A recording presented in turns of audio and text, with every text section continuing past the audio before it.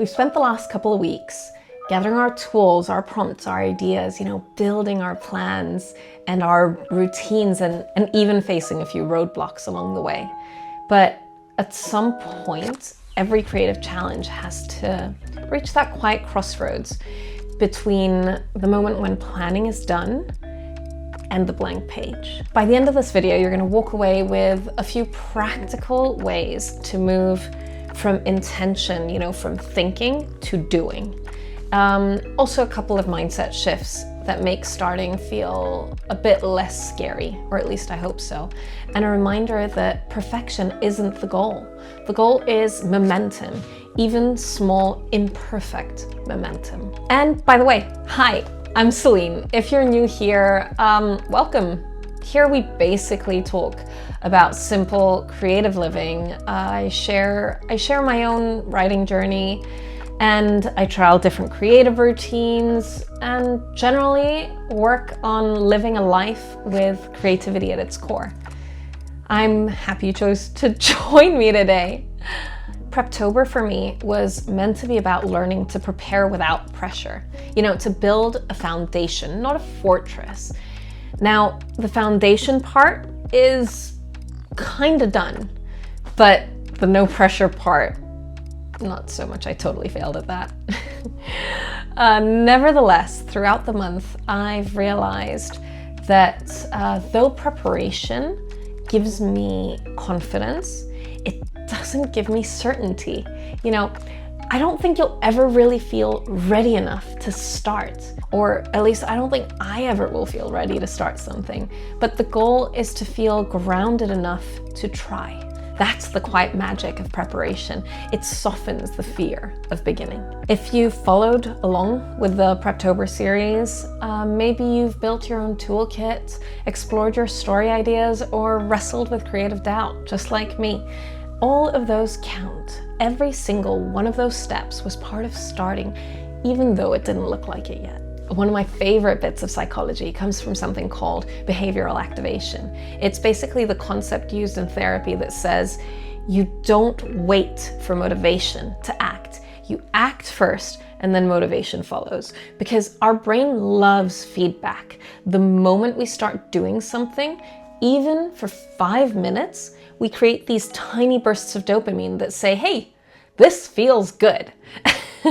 That's why taking small, concrete actions works way better than waiting to feel ready to start. Feeling ready just comes after. So if you're staring at a blank page or an empty canvas or a project that you've been avoiding, why not try this? Don't promise yourself a masterpiece. Promise yourself 10 minutes. That's enough to remind your brain that you're a person who creates, not just someone who plans to. Next month, I want to avoid spending more time thinking about creating and staring at a blank page than actually doing it.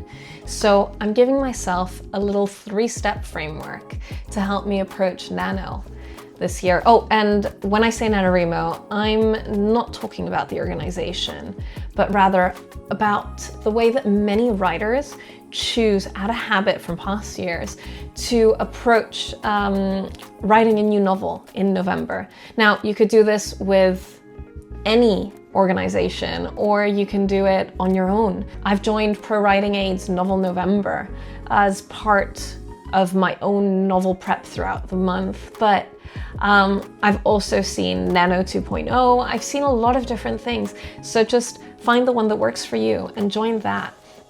And I believe each person should set their own goal as to how many words or how much time they want to spend on a creative project this month. So 50K isn't necessarily the target, though it can be if that's what you want. Anyway, the first step in this 3-step framework that'll help us go from thought to creation is micro goals. I'm talking about making the tiniest goal possible that matches your larger goal. So for me, that's 300 words or 15 minutes of focused writing, something small enough that feels impossible not to do. And basically, I know that once you've started, you'll usually just keep going. It's just starting that's sometimes the hurdle. The second step involves momentum loops. Every evening, instead of asking, did I finish or was it good?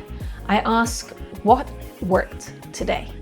This tiny reflection keeps me focused on progress rather than perfection, and it helps me see that even the smallest step forward still counts. Even those 300 words or those 15 minutes still count.